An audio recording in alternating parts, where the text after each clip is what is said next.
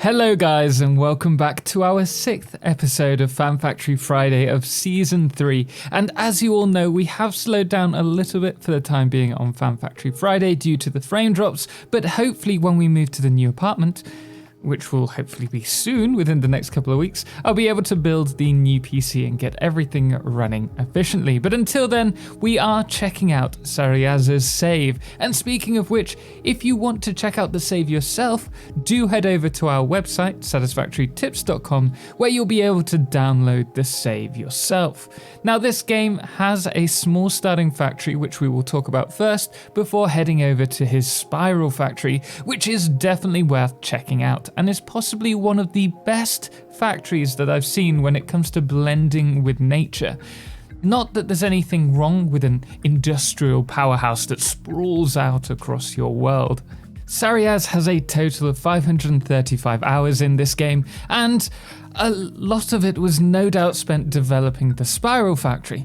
The first factory, though, is located between the rocky desert and the forest zones in the perfect starting area. The space elevator parts are produced alongside Fixmas decorations here, and also some other items which are needed to make the main factory. Similar to what I do with my starter factory in the Let's Play series, but slightly more sporadically placed.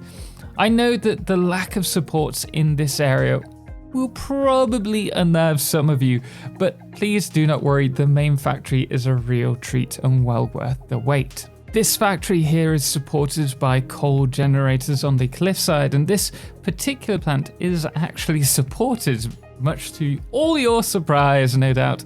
And my favourite part about this is actually the use of walkways to create a whole platform for the miner. This miner then leads to 8 load-balanced power plants.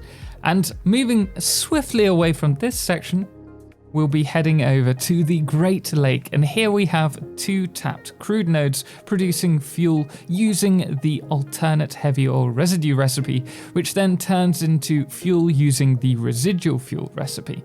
The polymer resin is all then being sent to the sink, and this generates all the power Sariaz needs for their main factory. And note that they're only producing 3,299 megawatts in total, so that should suggest that this isn't a large factory. But by the words of Shakespeare himself, though she be but little, she is fierce. The next stop that we will find ourselves in is the little coal pool in the forest biome. Now, I love straight from the get-go the use of the yellow and the green and the mismatch kind of colour between them. It's almost like camouflage, but the most gorgeous part of the factory is this gentle ascending spiral. And yes, it's not perfect, but perfect is very hard to do when you have to clip through each foundation. I feel it's really important to not pay too much attention to the little jagged sections, but rather take the whole factory into view to see this unique design. I also love how certain sections of the factory are anchored to the surrounding area and the central cylinder that looks like it's been planted into the ground. Entering the factory, the first thing I want to draw your attention to is the use of the conveyor halls as little sliding doorways to access the other areas, almost like a maintenance shaft, and you'll see these used throughout the save, which I love. There's also a clear cut between the spectator's view of the factory, on like a promenade, I guess you could say, and then also the maintenance shafts that actually give you access to the factory areas where all the manufacturing is done. The spectators section allows you to climb up through the factory and use the viewing platforms to view into the factory to show off what's actually going on, to see what's being manufactured. And this kind of compartmentalizing of the factory is really cool and something that I'd like to do in my mega factory further down the line. I should also note the use of the primary pink color in the factory. So Sariaz uses this as an indicator if something like a belt needs upgrading. Upgrading from, for example, this Mark IV belt to a Mark V belt further down the line. It's a really clever system, although it does mean you'll spend a lot of time painting items.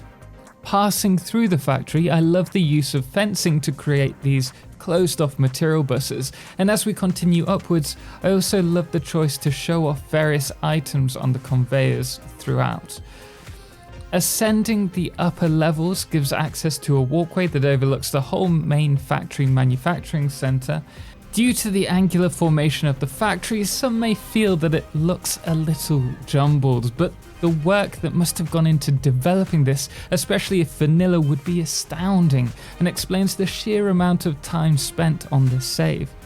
I love the suspended lights using the Fixmas lights to hold up the panels, and then if we go back onto the promenade looking through the windows, you can see the items being produced through the window on a pipe support. When it comes to further detail, we have little sections of the promenade gated off using the conveyor stands. I definitely feel we need some smaller fencing available in-game, but this is a pretty cool solution for the time being. This is also similarly done outside. I love the use of the switches for signs and the idea of these being gated or gates, and I'd love to see them in use. Potentially maybe further down the line we'll actually get them in game, but for now we're just going to have to make believe. Finally, we have the central cylinder, which contains all the steel-related manufacturing lines, from iron ingots to solid steel and then onto pipes and beams, and it's certainly compact, but really well executed with the steel travelling back along the caged conveyor buses, which double up as a walkway back to the factory manufacturing lines. Finishing off, I just wanted to take in the outer factory design. Such fantastic use of curves and angles in a somewhat difficult build. And I feel that the cross-netting of these Fixmas lights cables really add to the factory look overall. I really do think it's a fantastic build, even if it is slightly smaller than our usual builds. Overall, I think it's a fantastic build, even if it is slightly smaller than our usual builds, and it's one that I'm pretty sure Sariaz's mascot, Nash, can truly appreciate. But that's all we have time for in this Fan Factory. If you did enjoy the design, do let Sariaz know by dropping a thumbs up. And remember, you can check out the save yourself by heading over to satisfactorytips.com. Anyway, guys, thank you so much for watching, and thank you so much to our amazing supporters, most notably our Solar Eclipse patrons, The Calamity and Cerebral Tag, as well as our Lunar Eclipse patrons, Chris McCabe, Lord of July, and James Irwin. Anyway, guys, until next time, as always, ciao for now.